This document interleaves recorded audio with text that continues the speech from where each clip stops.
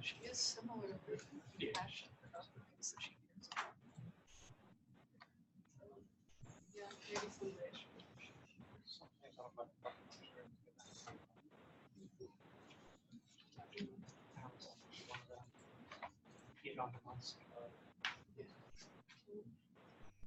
There's something.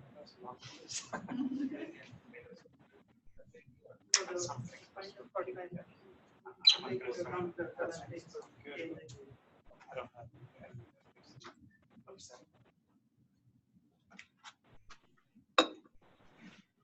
Well, I'm really passionate about climate Yeah, change, so that's I'm what I very think. impressed by Greta and how far she's Okay, everyone, thanks for coming. We're going to start. I'm very pleased to have Dr. Saikou Diallo here today. He works at the Virginia Modeling Analysis and Simulation Center at Old Dominion University, and he's the chief scientist there, and also the lead researcher in the Human Simulation and Simulated Empathy stream. And he works on applying modeling and simulation to study how people connect with each other and artificial agents. I came to know Saikou at the Princeton conference this year, and they're doing some really interesting work on understanding how society evolves in terms of people's attitudes and religious affiliations and beliefs and so forth. It's really cool work. And then I visited him at ODU a few weeks ago, and I got to see the beautiful facilities they have there. And so I'm very pleased that he's able to come and visit us today and tell us a little more about the work that he's doing. Thank you so much.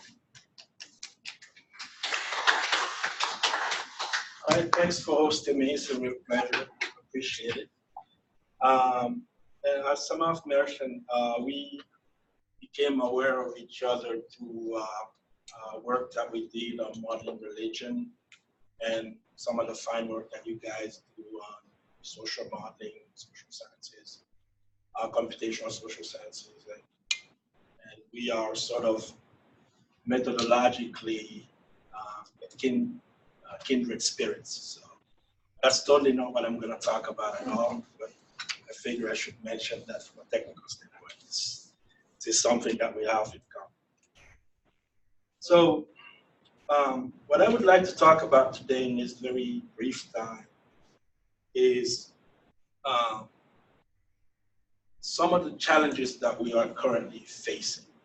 I'm assuming you're facing the same challenges, but I wanted to share those challenges with you so we can have a discussion here and then down the line as we move forward about what it takes to make scientists in this new 21st century that we are in. How do we, as a scientific community, engage with knowledge around us to participate in the important conversations that are happening all around us?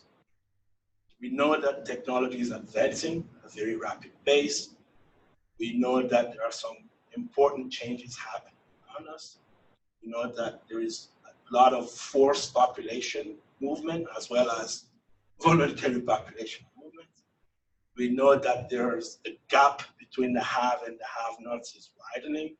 Technology is not necessarily helping.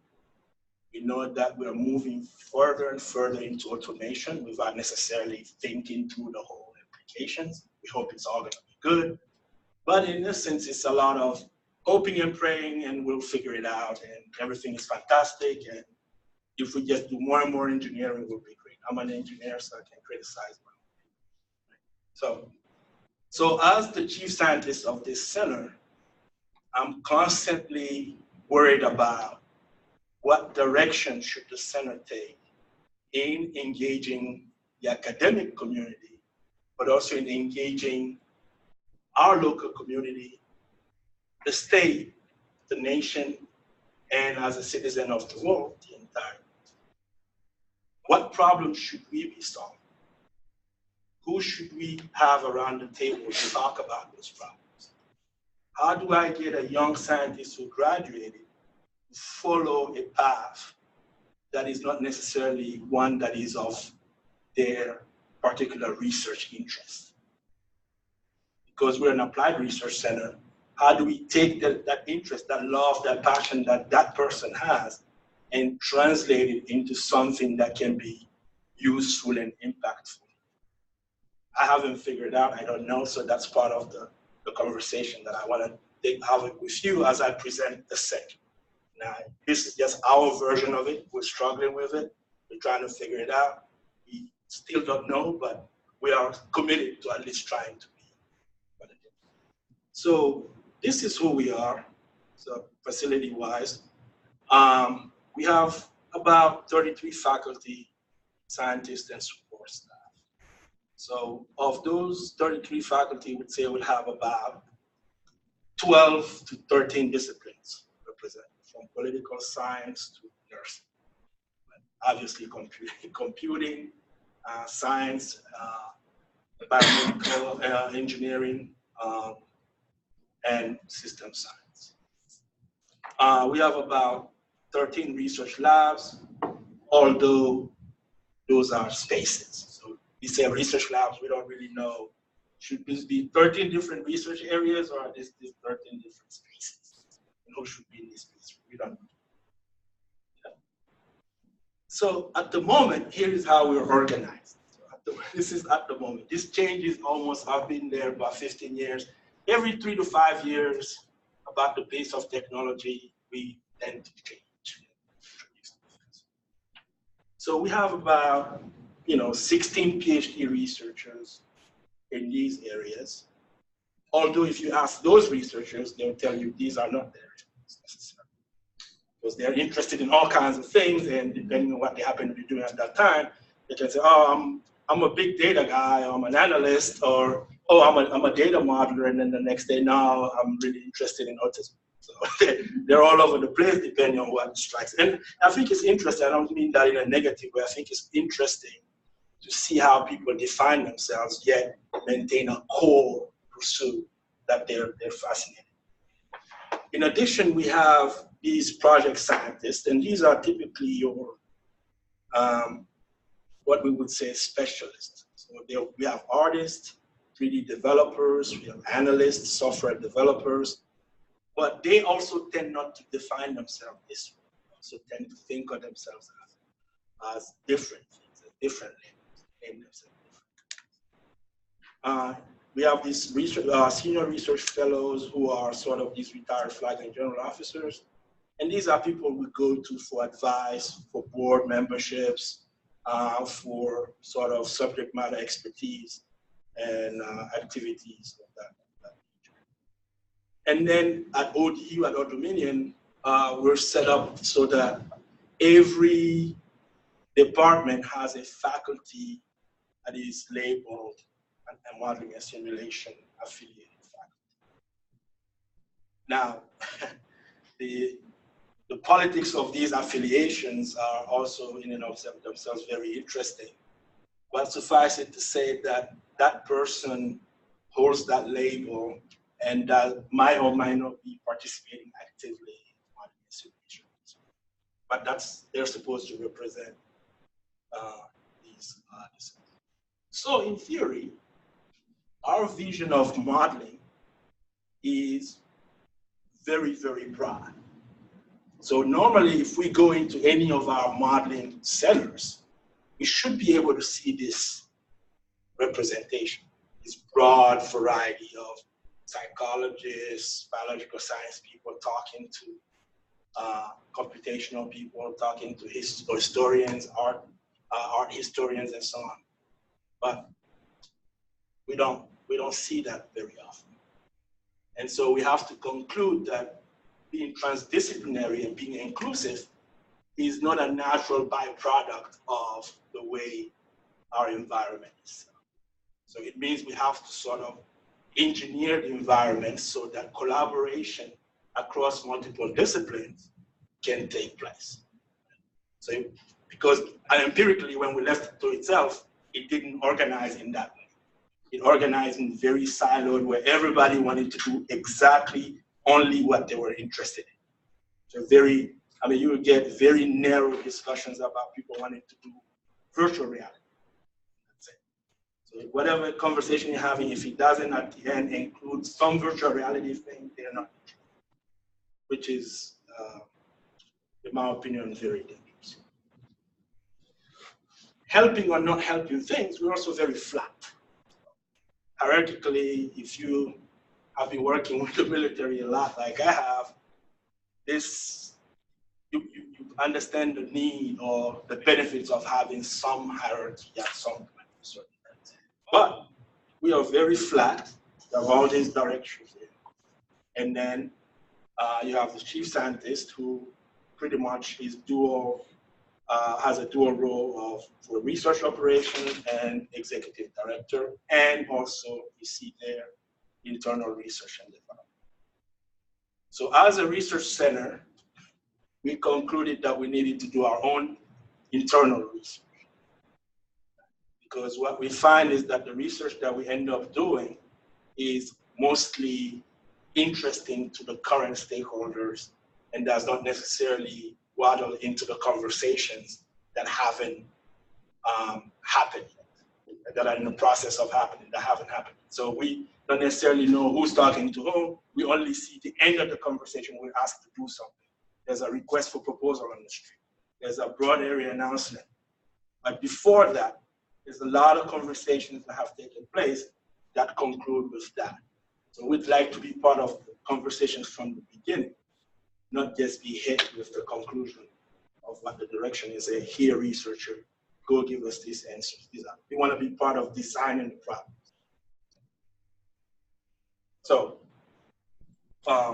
in terms of modeling, as you well know, every discipline has a component of model, which is why my abstract I titled it more model thinking rather than model as a discipline. Models as a way to engage with the world, model as a way to represent and interact with the environment. So the way that we're organized is really in technology application areas. These can change. These can vary over time. This is maybe the 15th version of this. And then the cross-cutting areas are sort of what we have been doing for a while, which is the computational modeling, information to insight, enterprise software, which is sort of our tools division, high performance computing, and then with that, pretty soon we'll add Internet of Things, 5G, connected world, future living, et cetera, et cetera. So as new challenges come up, we're able to add either horizontally or vertically, depending on how we decide. But this translates into people. This translates into skills. This is pipelines. You can't just go find a great computational modeling policy making sitting around waiting for you to call them and they're ready to go, move everything and come work for you and so on. So where do these people come from? How are they made? Right? So this Genesis question is really what I'm interested in, what my role is to answer for our organization. Create these pipelines so that when people get to us or people come into the community, they have this transdisciplinary thinking. They're engaged with their community and they're able to produce research that is beyond their own personal interest. So some of the areas that we work in, digital transformation being one, it's beyond just digitizing knowledge. It's understanding form factors, it's understanding knowledge transformation, the impact of moving from an analog classroom to a digital medium. What are the challenges associated with that type of thing? Which means that in this case, digital transformation is not a technological only, or it's not even a technological challenge.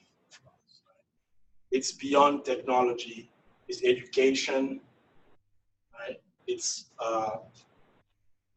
learning, training systems, And in essence, it's understanding how people learn and interact with their environment and knowledge.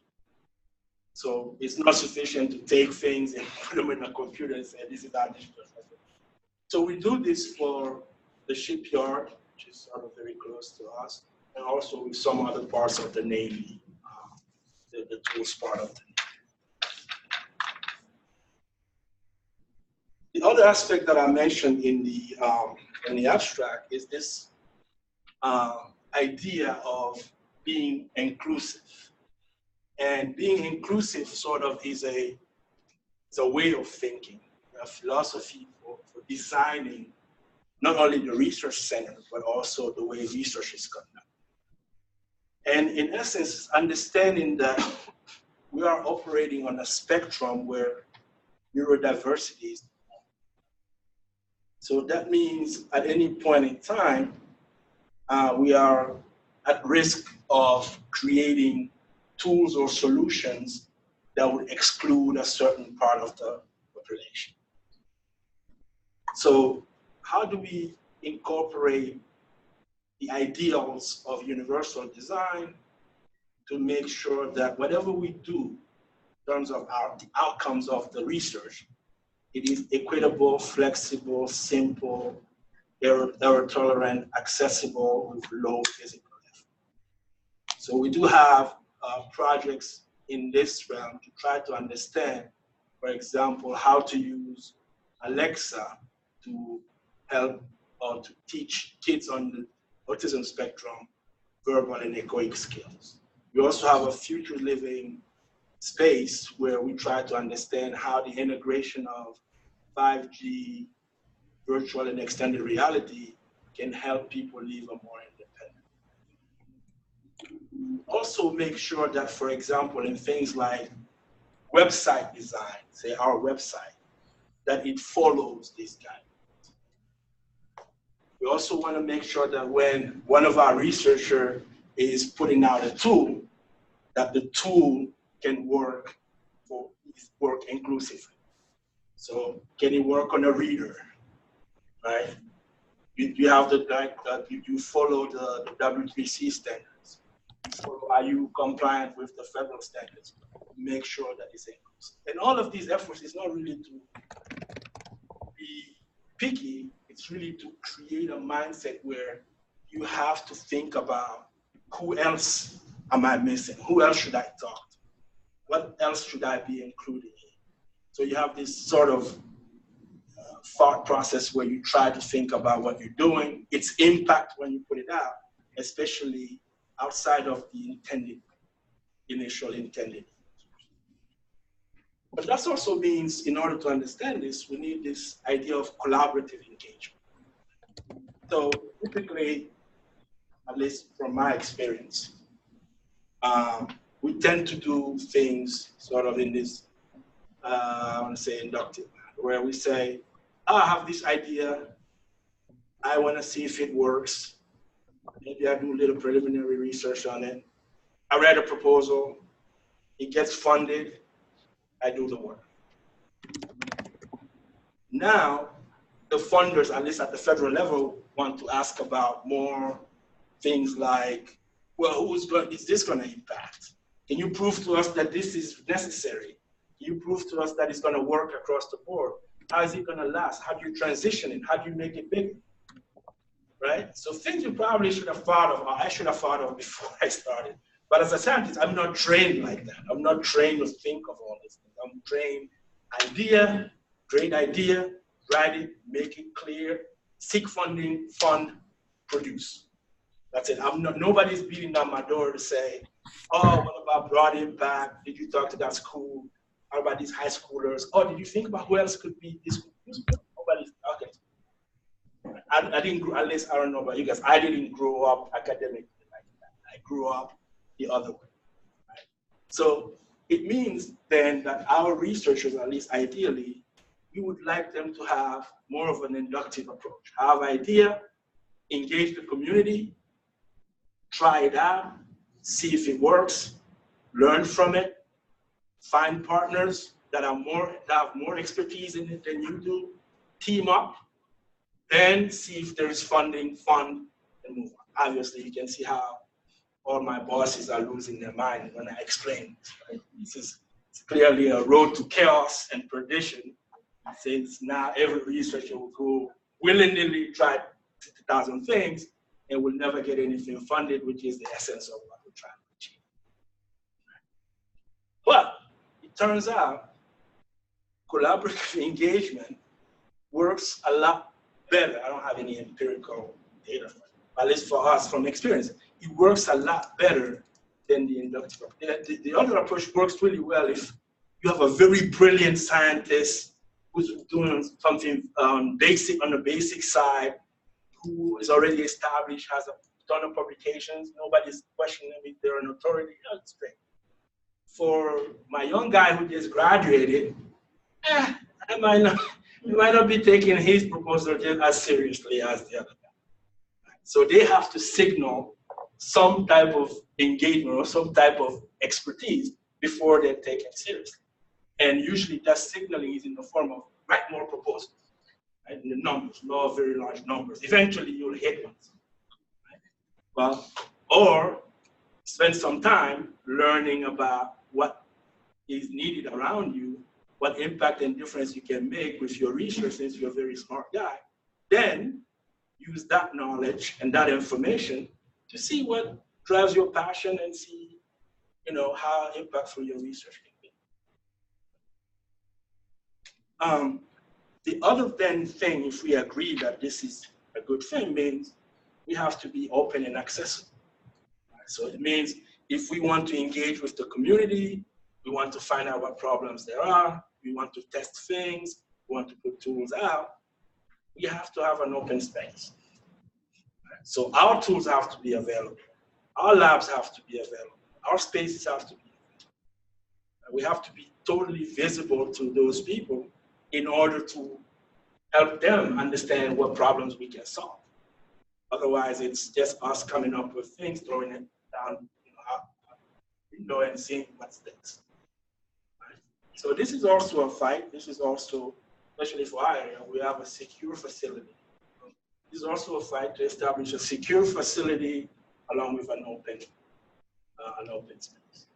And for this, we do hold several events yearly where all the researchers are asked to build or put their research out to demonstrate how it can be applied by people on all different parts of the spectrum.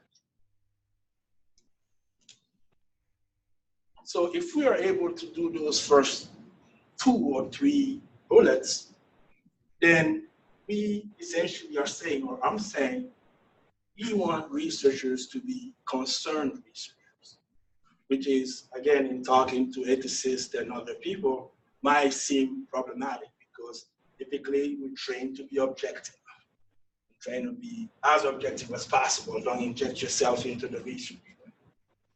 But it means that, in a way, we're seeking sort of this Socratean view of just seeking the truth rather than impact. So this is more of an engineering bend, say that truthful or useful research is research that is purposefully impactful and responsible.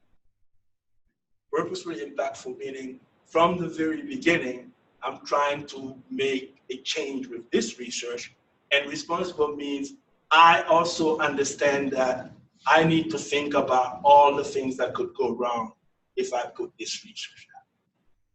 And not just say, oh, it's research and that's what it is. I don't care.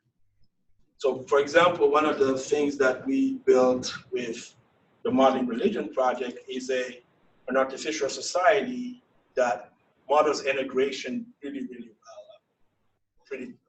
well. But you won't see it published, you won't see it accessible, because we don't know how people could use that to make all kinds of inferences that are not within research. So until we understand how that would be used, we typically only show it in the lab here and there and just leave it at that. So we published sort of the high level findings, but we want to. And it means that we need diverse worldviews. And that means whether you want to call it transdisciplinary, multidisciplinary, I simply want to see is in our center a diverse set of disciplines and values. And that we value and seek out all those disciplines regardless of their origin. So it means for us, for example, that if we hire an artist, we don't pay them less than we hire a PhD, which drives HR crazy.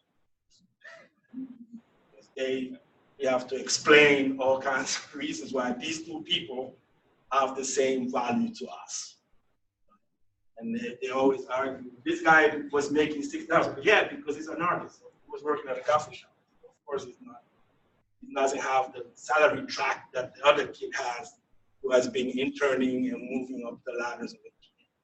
But when it comes to designing something or solving something, their worldview will be equally valuable to us. Their skill sets are equally valuable. And again, this is not a natural thing because it's something that you have to fight, explain, figure out how to value. So in most of the projects that I'm part of, at least that most of our researchers are part of, we do encourage that diverse worldview. But it also means that in the proposal writing phase, we have to account for the presence of this worldview.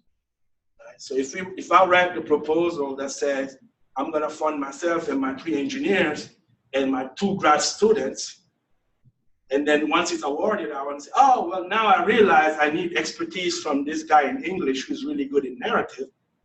Too late. I mean, you know, what are you gonna do, right? So what we want to encourage them is to think about, hey, if you want to do this, you're not gonna be an expert in everything, right? So don't tailor it down to only your expertise and propose that. Expand the worldview so other people's expertise can augment yours. That's a much, much better project with a much, much better outcome than if you just limit it to, you know, your worldview or the engineer's worldview. Right? And so at the end of the day, what we would like to really focus on is generating insight and having impact.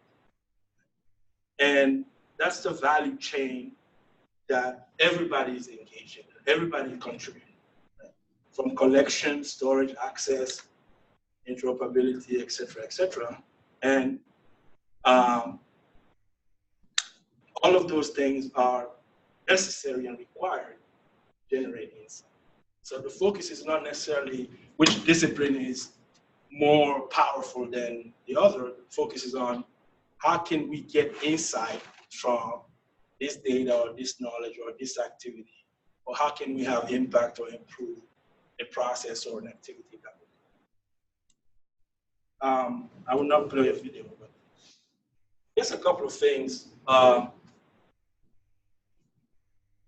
It means that simply the way that we set it up, we have to be engaged with the community. So we have attend about 300 conferences and meetings, about 150 students as GRA or part-time employees. And really, the point here is that we try or we aim to get students, ideally from all disciplines, from when it makes sense, and sometimes when it even doesn't make sense. Idea of a collaborative scientist, I've come to believe, has to start at a very, very early stage of one's career. It's extremely difficult to, well, I mean, only for the naturally gifted, I guess, to acquire it later, but we have to have an environment to foster this type of collaboration if we want to have a shot at tackling the complexity that we're now facing. Like the level of interconnectedness, the level of knowledge and information, the amount of technology and and sensors and tools that are out there, it makes it almost, I say, virtually impossible for any single discipline to cope with the challenge. I'm going to a climate and conflict meeting in Norway, and that's exactly the problem. You can't, we have all these different experts, and we can name 12, 14, 120, 1200. It would never be enough to tackle the complexity. Like every expert brings a completely different view, such that you understand it's impossible for any one person to be able to say something meaningful all by themselves.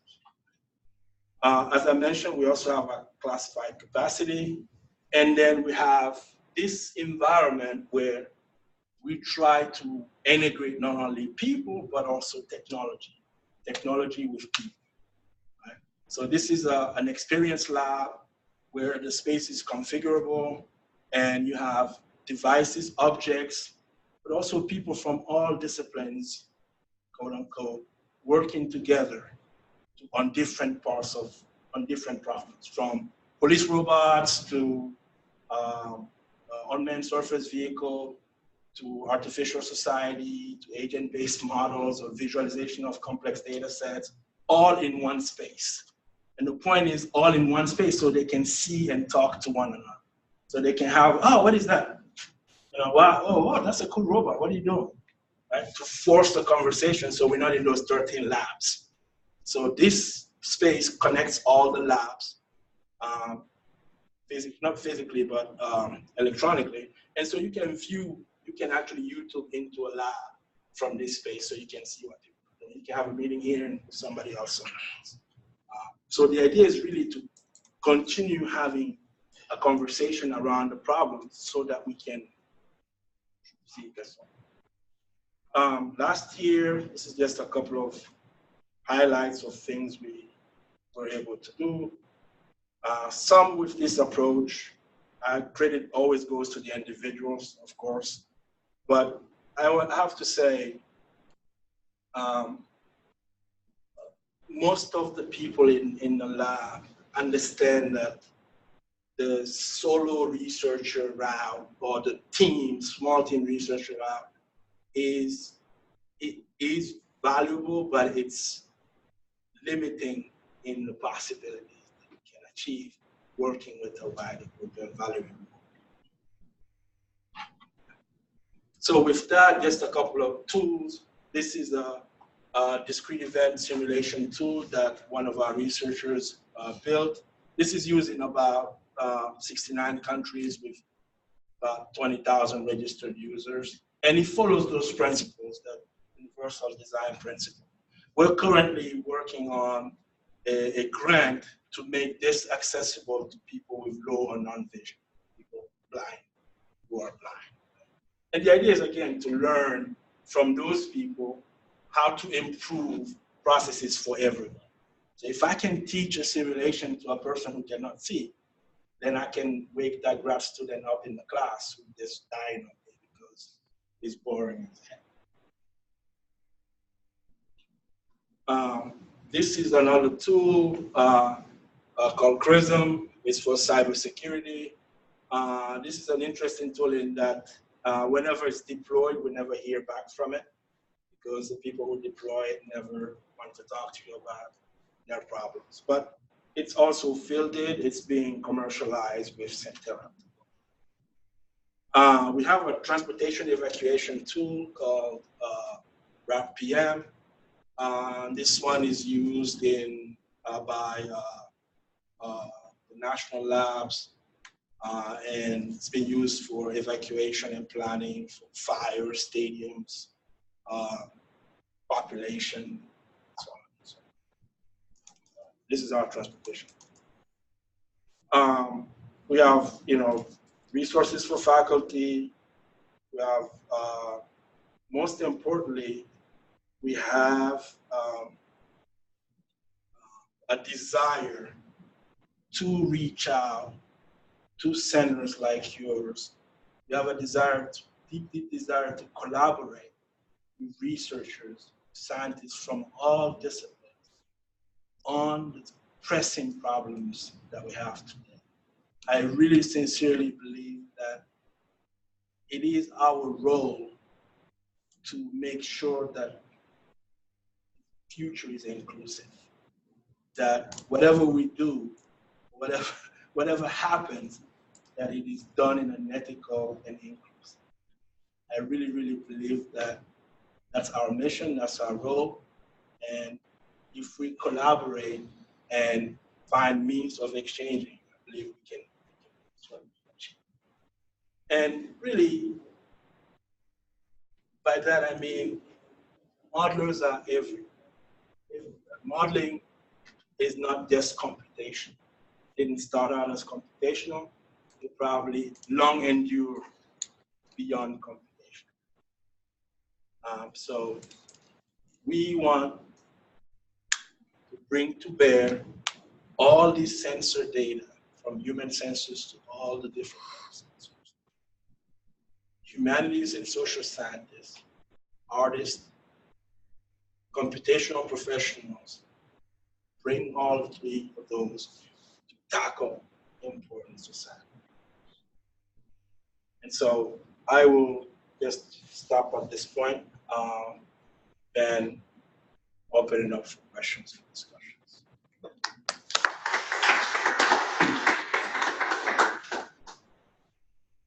Questions? That simulation system. Can you give us an idea of what kinds of systems have been simulated using that tool? Which one? The clouds. Was it for the Clouds. Yeah. Oh yeah. So Klaus is used.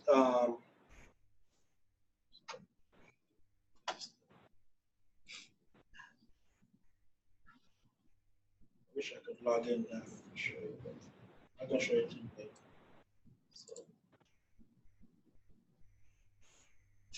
So Klaus is used by teachers in classroom to build airport optimization, healthcare optimization. It's used by Rolls-Royce to do their factory floor optimization. People use it for toll bridge routing and optimization. Let me see. So if you create an account, it's free. The idea was to provide a reusable way for everyone to see the model. So there's about 2,000 models in the library. And so you will see everybody's models. They really vary from, like I say, from transportation to Game of Thrones. There's a bunch of Game of Thrones in there to figure out how many people died in Game of Thrones, from which families. So there are all kinds of, anything that has to do with queuing pretty much, it's a wide variety. Zombie counts, as you can imagine, students have fun like that. How many people died in a particular zombie movie. So it's not all serious, but like I say, from Rolls-Royce, from all the serious industry people to all the students. We really mean it for, our intent was for classrooms to teach, right? So that's why it's very visual, very colorful, drag and drop, but it doesn't have the functionality compared to Arena or Simio is very scaled down. So if you want to do the professional, just go to the Simio. What we want is a very simple, you can do batch, separate, you can do scheduling. So up to that level, you're fine. You can do experimentation. The thing though that we included in the back is a data collection engine. So we track, and we have IRB, don't worry. We have IRB for it. We track every action that a person that opts into the tracking model takes. So we have models that, this is mathematical models that tell you, that try to help a novice user become more proficient at doing this kind of work. So he learns from the more expert modelers and tries to guide younger users or novice users how to do it. The funny thing is, according to the model, the best predictor of performance is time spent on it. So it's reassuring. Effort is still Effort is still a good thing, right? Hard work is still a good thing. So that's good. So it says more. But for example, expert users tend to have smaller models, right? More complex, less errors. So they're very parsimonious. Novice modelers have bigger models. They tend to run longer, and they have a lot more errors. The other thing that's included in clouds is music. So you can put musical models to do verification. You can add nodes and then listen to the simulation as it runs and tell it, for example, if the queue goes above 15 people, make a breaking glass sound or something. And then you'll tell it. So just try to figure out how to, and again, that idea, for example, comes from the psychology. It's like there's no way anybody can see, can track anything. So that's what's up. More questions? Yes? Because if you use like collaboration, what can that look like to you? What do you envision? If you go to collaborate with you now and your instance with them, what forms can that take? Oh, thank you for that. So there's several forms. So at the most, let me see if I can stack them. So at the most basic level, it would be doing some joint activities between the two or more researchers. So not necessarily funded, but more like in a creator type, where we do something together with something else in. From that, what I would like to see is students being exchanged across the different groups, right? So if we can pay for your students, come spend a little bit of time with us and vice versa, that increases awareness and collaboration between the two groups. And then the same for researchers, obviously, like we're doing now, but over longer periods of time. So it would be great if we could fund a researcher from the Biocomplexity Institute, come spend a summer with us, or 2 or 3 months with us, and we can talk about things of mutual interest and see what emerges. And then I would say the next level after that is us funding students to work on your projects. I know it's not going to be super popular, but that's really, right? So us funding other people's students, like we do on campus. We do fund other people's students on campus. We just take basically we fund the advisor that funds the student, but typically we fund the student. So that would be the next one. And then finally would be my least preferred one, but would be, hey, let's figure out a grant that we can all go to and kind of know, we're probably not going to win it. It's fun. We can say we're collaborating. So you can destroy it. But my most favorite one is some of the low-level ones. The low-level ones would be really. So I was talking to Samar about some possibilities through grants that we have to organize things like meetups or hackathons or exchanges like that, where students can get to know each other. And from there, we can scale up. I have a question about the clouds program. Can you hear me? Yes. On that resource, I think on the previous slide you said that they had 20,000 registered users. Yes. From 69 countries.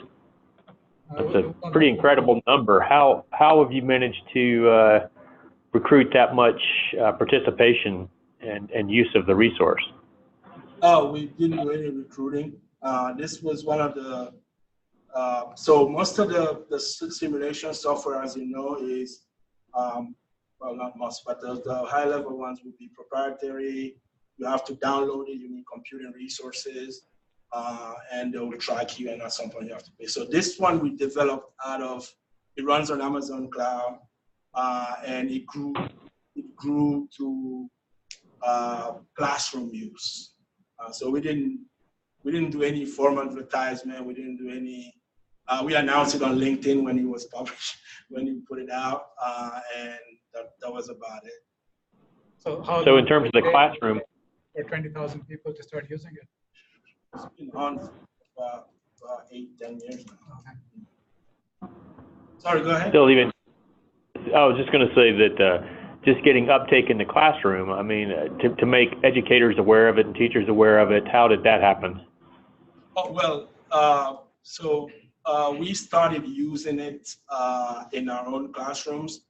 Then we recommended it to people who were asking us about, cheaper ways to do this that is not buying Arena or buying Simio. And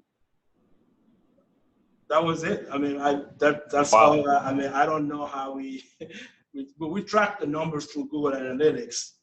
So every summer or so, every semester, we'll see a big uptick of people using it. And we'll know it's a classroom because like 20 or 30 accounts will open at one time, and we'll follow it through. But we didn't do any publicity. It's just us, our networks, and I guess them talking to their networks. Pretty Wow, okay. Yeah. It's remarkable. Thanks. So you talked a little bit about engaging with the local community. Yes.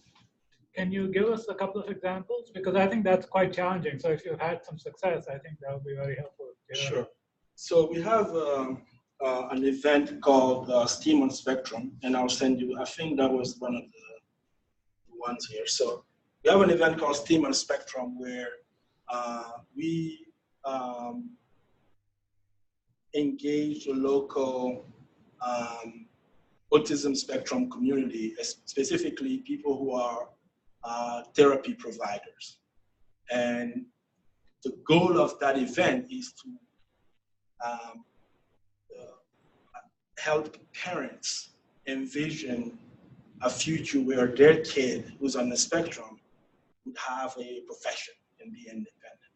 So the event is targeted towards the parents. So, I mean, as you know, some people in our center, have kids or family members who are on the spectrum. So that's what I mean by community engagement. So that is something that touches us immediately, right in the center. So we, through the connections of those people, had this event where it's like a job fair for parents, for kids of all ages, to come and learn some basics of engineering, if this then that, virtual reality, augmented reality, 3D printing, immersion, things of that nature, so they can envision how their kids can do it. So with that basic premise, we engaged the School of Special Education, who doesn't talk to the therapist. So they were interested, they were very happy.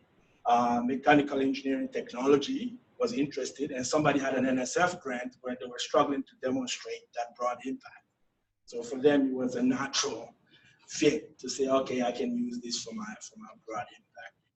And then we went to our local industry association and donated $5,000. We went to IEEE donated $4,000.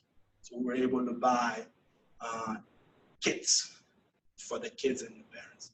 And then we spent our own time and money as a center, and we created this event that doesn't exist in our area, where scientists and engineers are talking to parents about their experience and what they think, how their kid can go. And these kids are super bright. They're interested in a lot of different things, and they're very social, when they're engaged and interested. So that was 2 years ago. The first event we limited to about 150 families. We had 150 families show up for 3 hours. So out of that, a lot of relationships, we got to meet pretty much the who's who of the whole community was present, including doctors who are working in the area, people who are doing grants and looking for engineering support that we could provide, or analytic support that we could provide. People that are already funding in this type of event. That created sort of a network centered around this event that we leverage. So this year, the 14th, we're gonna do the third version of that. And this time we have people who are teaching ballet to kids on the spectrum. We have Versability, there's a big company of 40,000 employees who are all on some kind of spectrum, for the visual, motion, mobility. They have about 40,000 employees, $40 million company that is there that parents didn't know about. Right? So with that, we're now able to go to IRB, do some data collection. Hey, you want to test the use of Alexa in a classroom setting? We know who to go to. We know who's amenable. Our robotics people are now designing robots. They had funding to build robots for people on the autism spectrum. They had never met a person who was on the autism spectrum. So, and basically because they didn't know how to go about meeting. Like, where do I Google? I don't know how to meet those people. So now they're able to come in and design robots, deploy them, test them. And again, here the model is, don't go write the proposal yet. Just design it, get the feedback, collect the data. That's a great publication. National Academy of Science in IEEE systems. It's already good for your career, even if you were just motivated by that only. It's always good for you. You have data, you have evidence that is working. Then you can take it with those partners and do something that's gonna last.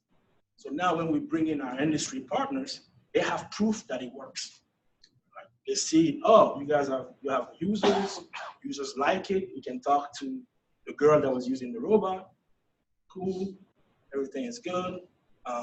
So that's one of the examples. But we do have several engagement events like that. I mean, I pretty much spend a good bit of my time just going out and talking to different community members, foundations, and just trying to get to understand their problems.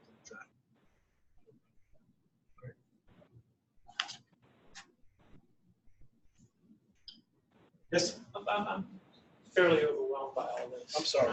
No, it's delightful. I like that. But I kind of orbit these sorts of understandings, and I try to find my way to sort of understanding that you've been put forward. But it seems like it's a trail of breadcrumbs across disciplines. And is there any unifying sort of aegis that it all functions under? Or alternately, like if you were suddenly a granting agency, Mm-hmm. what parameters would you accrete to kind of define what you were looking for?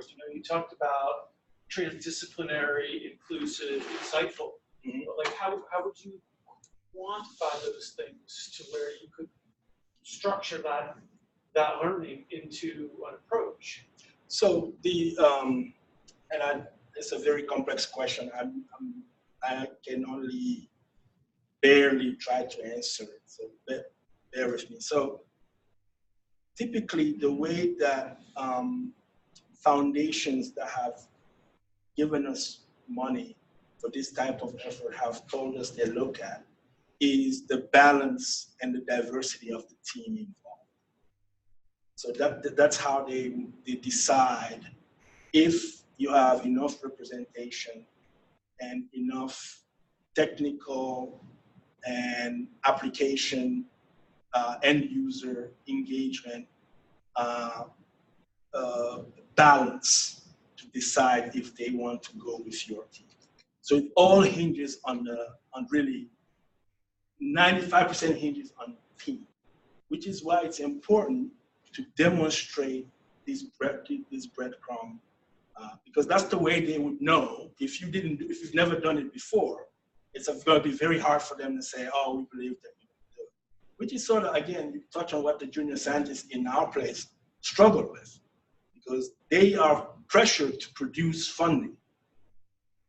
And they have great ideas, but they know they're judged by their performance, which they don't have if they don't have funding. So it's like somebody has to take a risk.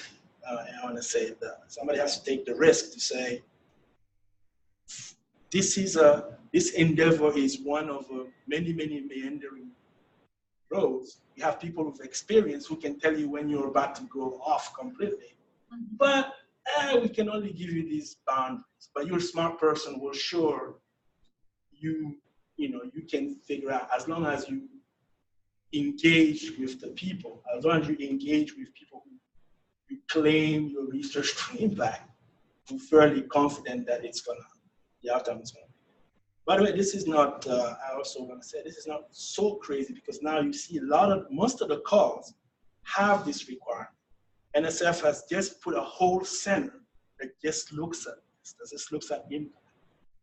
They seed funded 4 centers around the country to just define and answer that very question. And so it's not, for example, sufficient that in the grant you say, I'm going to hold an activity with these high schoolers, or I'm going to hold an activity like the one I described. For them, that's not impact. They would say, that's not impact, that's just an event.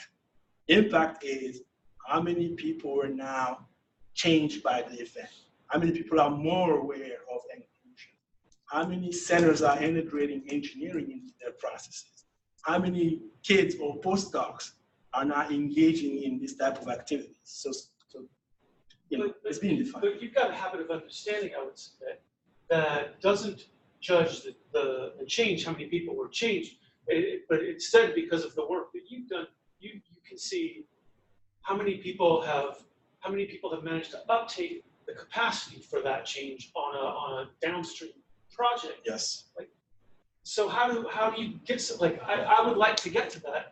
I don't think that I will manage center and coordinate grants and do everything that you've done to get to that.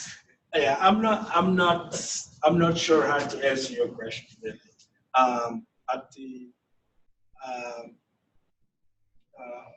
So let me see if I can rephrase the question. So are you asking how to organize the center to do that, or? I read a lot of kind of middle period cybernetics where they were really talking about that, learning about learning, and trying to examine that in the abstract.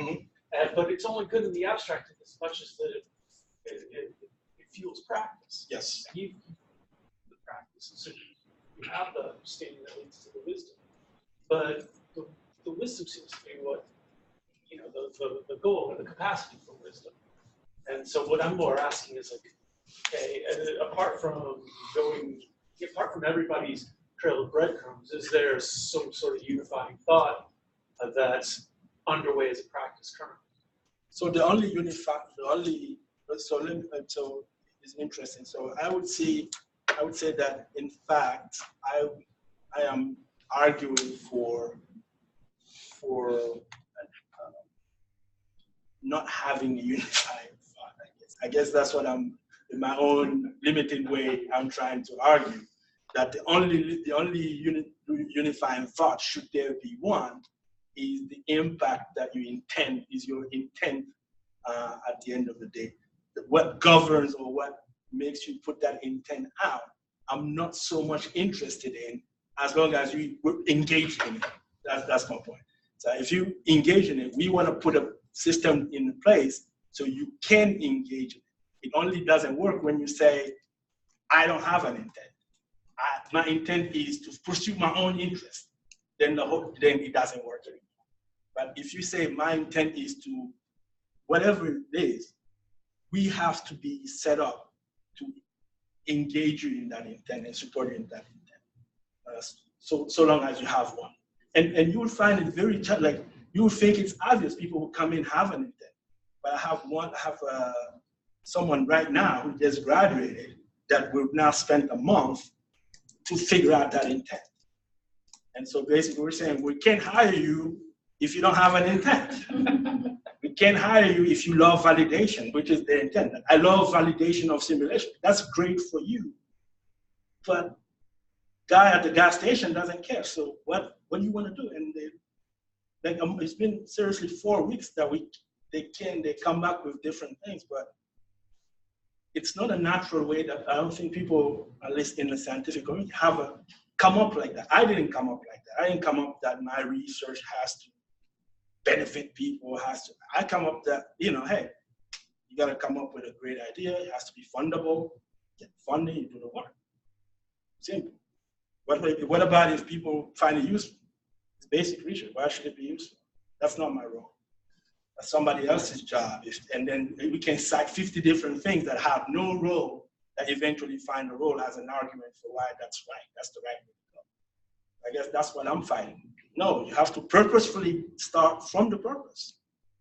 And then wherever you end up being, that's where you end up being. There might not be any money in it, by the way. That's again, that drives the, I know my bosses don't like me saying that, but as I said, there might not be any money, but we would have accumulated a lot of things along the way of finding we have no money. Like a lot of equity with the community, a lot of engagement, a lot of relationships, a lot of publications, no money.